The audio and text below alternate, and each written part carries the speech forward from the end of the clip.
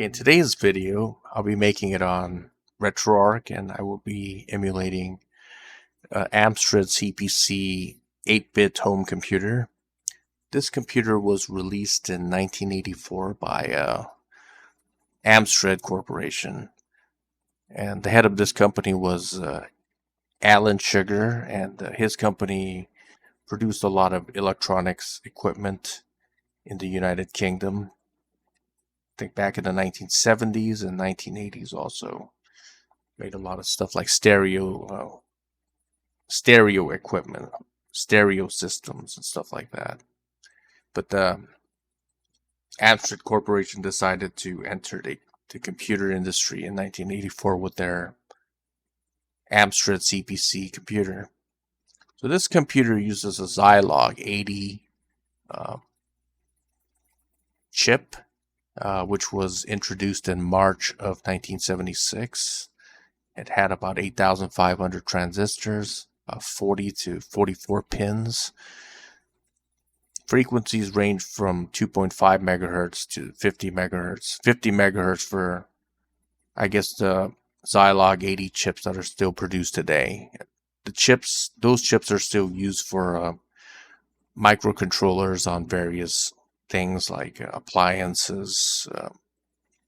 I guess they have them in automobiles as well, and other machinery. And the data width is about 8-bit. So this is an 8-bit processor. Address width is about 16-bit. That's for the RAM. It used a 4 micrometer process. The prices range from $6.95 per unit to $9.95 per unit for the Zilog 80A, which was I guess, more developed version of the Zilog 80. The type of computers that it was used on was Amstrad CPC, Campex Linux, Elon Enterprise, MSX, MSX2, ZX Spectrum. The most popular for the computers was for the Amstrad CPC, MSX2, which were computer systems that were released in Japan, ZX Spectrum, which was also a very popular computer in the United Kingdom. And for video game systems, it was used in the ColecoVision, Nintendo Game Boy, Nintendo Game Boy Color, Sega Master System, and Sega Game Gear. And the computers that were competing against Amstrad CPC used the MOS Technology 6502 microprocessor, which had 3,510 transistors, released in 1975 at 40 pins. Frequencies range from 1 to 3 megahertz. Data width was 8-bit, so it was an 8-bit computer or a processor. It used the 8 micrometer process, so this processor was released earlier, so it wasn't as good as Zilog 80, which had the 4 micrometer process, which means the transistors were smaller, so they could put more in a chip or an integrated circuit. So unit cost was about $745. This processor was more popular. It was used in computers like the Acorn Atom, Acorn Electron, Apple II Plus to Apple IIe. It was used in a Commodore 64, Commodore 128, Commodore VIC-20, Commodore PET, BBC Micro, and Atari 800, which were all very popular computers in the late 1970s to the early 1980s. And for video game consoles, a lot of very popular video game consoles supported it, like the Atari 2600, Atari 5600, Atari 7800, Atari Lynx, which was a color handheld video game system released in 1990, Nintendo Famicom, Nintendo Entertainment System, which was a very popular 8-bit video game console. probably the best in the 1980s. It was so popular that the Famicom version was produced in 1983, and it ceased to be produced in or discontinued in 2003, which had a 20-year lifespan. The NEC TurboGrafx 16 PC engine. So the Amstrad's CPC's competition was basically computers like the Commodore 64, which was an 8-bit computer system, very popular one at the time, and the Apple II series, and I guess the Atari 800.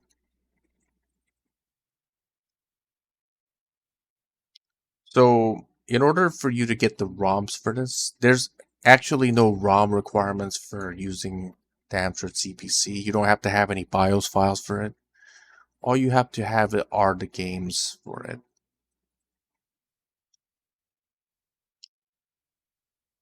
So on Retroarch, the type of formats that it accepts is zip, .dsk,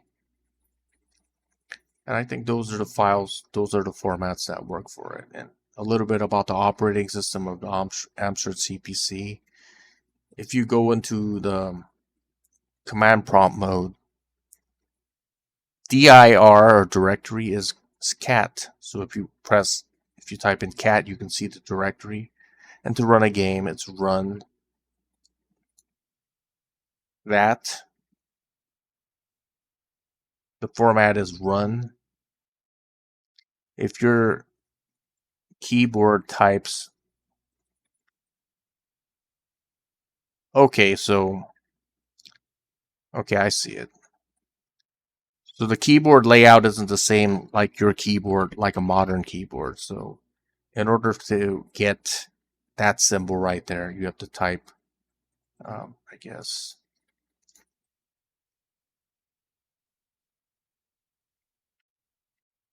Shift 2. Okay, so let's tell you where to get the programs or games or programs for it. I'll leave this in the URL in the video description below, so you can find it later. I put it there, okay. You could also download ROMs, game sets for it here. Just download that.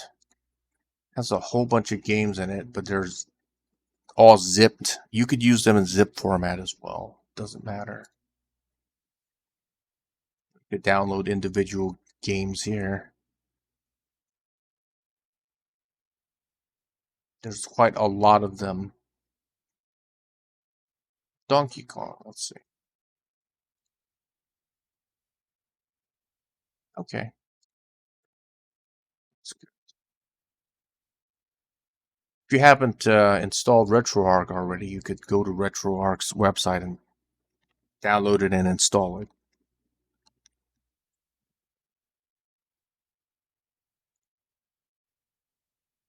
This is a kind of like a multi-platform emulation station program. I'm using Windows 11, so I selected that. Select it, download it, install it. That's it.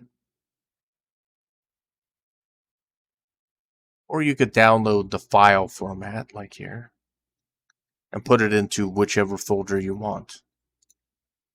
So for example, I put my RetroArch files into this RetroArch folder. And after you get here, after you do all that, you could just put this into your, set it to your desktop like that. So it ends up right here. You could just access it more easily instead of going into file management, which could be a hassle. Okay, so let's see. I already got the games already. You could get the games and put them in a folder put them in folders that you want. I put them all here. I'm going to start Retroarch.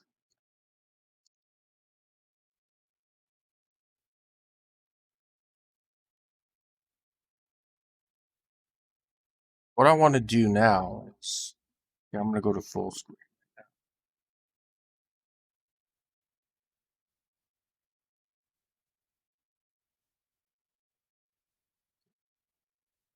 Show desktop menu.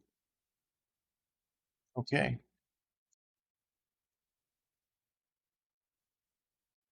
I want to create a playlist called, before I do that, got to download a core. Load core. Go to download core.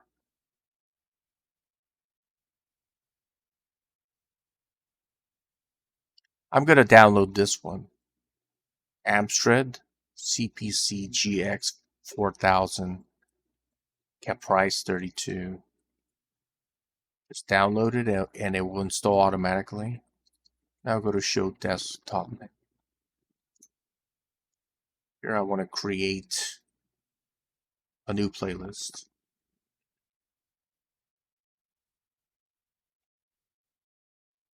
Called Amstrad CPC. I want to associate this with a core called cap price 32. In order to put the games in here, let's put some games. By that Donkey Kong game that I downloaded. Put that in there like that. Let's see if there's any other games that I might want.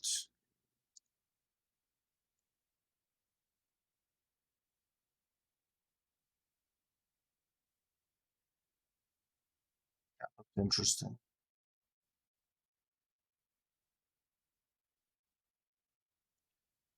Okay.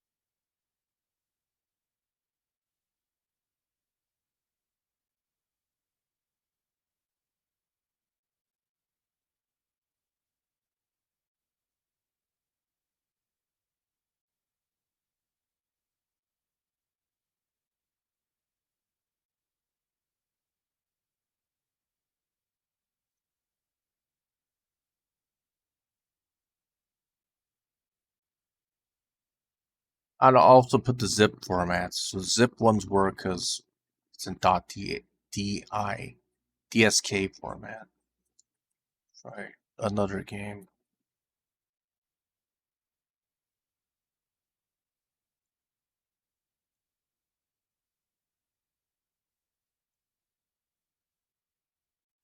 Okay, that looks good.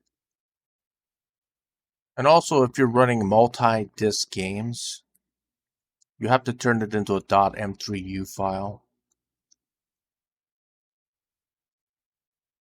And I'll show you how to do that now. So I extracted some files and I put them into this folder. I'll do that for other files and show you. For multi-disk games.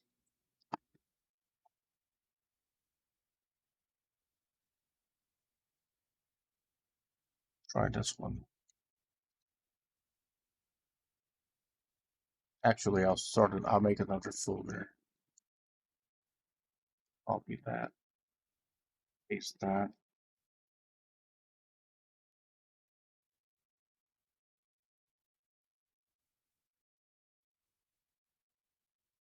Call it alive. And disks in there, individual. Okay. Now I want to open up a notepad. Press F2, highlight everything. Control C, Control V, F2. I like Control C, Control V. I want to copy that as well. Control C.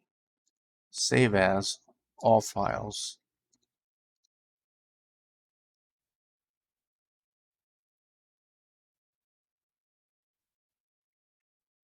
Call alive.m3u. Save. Be doing that for battle command as well.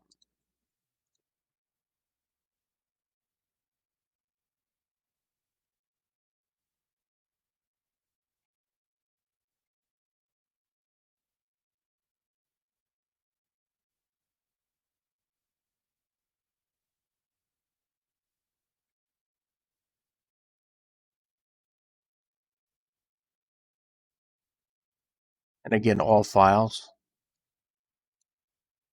Make sure it's all files or it's not going to work. Just going to be text format. All right, looks good. I'm going to put the M3U file in there as well.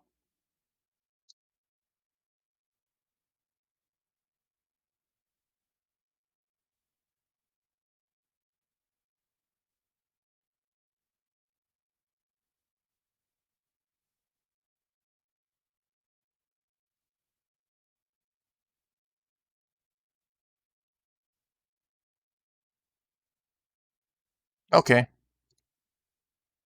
Looks good. Let me go in there. Press F to get full screen like that. Start Retroarch.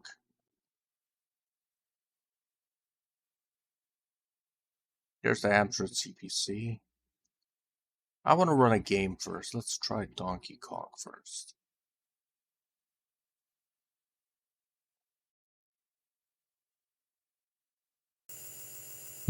That's the sound of the floppy disk drive.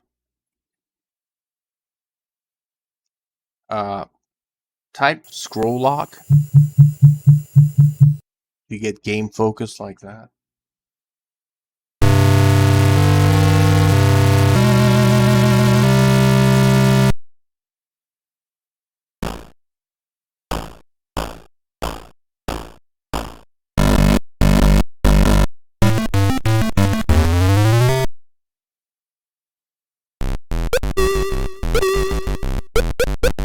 I'm using the controller right now.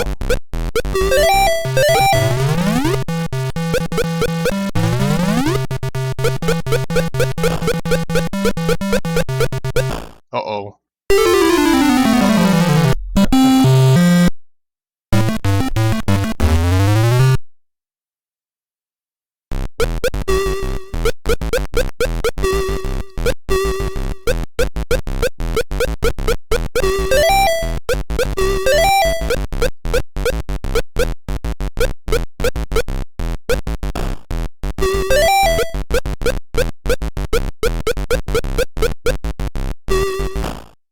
Alright, to get out, it's hot button and start like that. So when you do that, you see this keyboard. To get rid of the keyboard, it's select start again. For some reason, it appears every time I go to the menu. But to get rid of it, you just do it again. That's it. Okay, let's close this and try another game. Go back. Let's try Operation Wolf.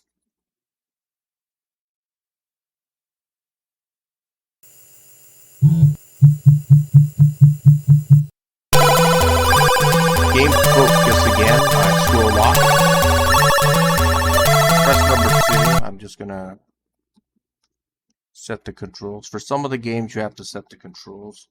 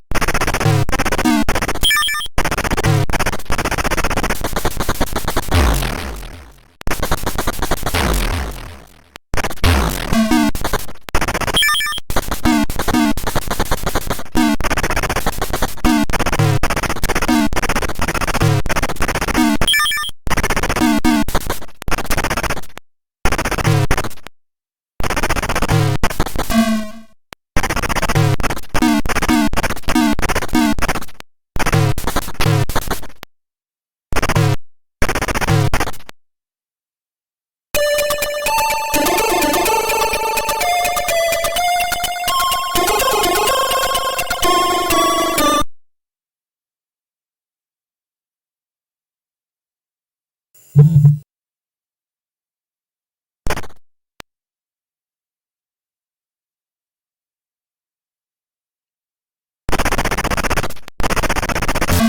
I'm gonna get out of here. Start select that. Let's see. Yes, I said I want to try. Let me try 1942 first. Roll lock again. Game focus.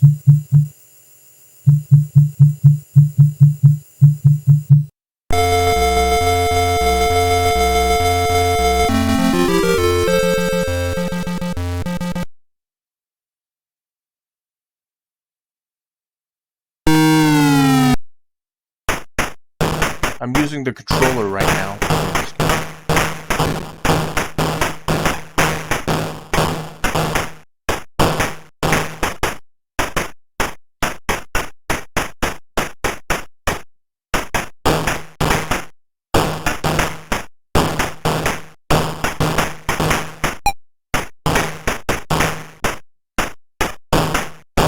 So let me get out of here.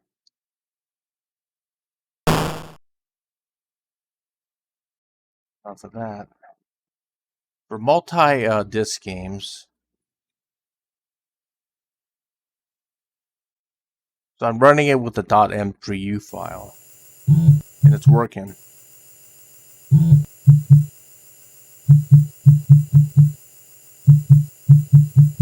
So right now it's just reading the first disc. I like the sound of the floppy disk drive. It makes it very authentic.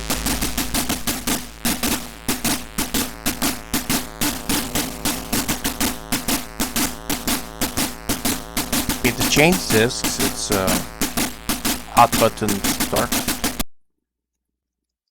You go to disk control. First you have to eject the disk, and then you could select the disk like this. It was set at disk 1. Select disk 2. Like that. That's all you do if it asks you to change disks. I think this concludes this tutorial. If you found this video to be helpful, then leave a thumbs up. And thanks for watching.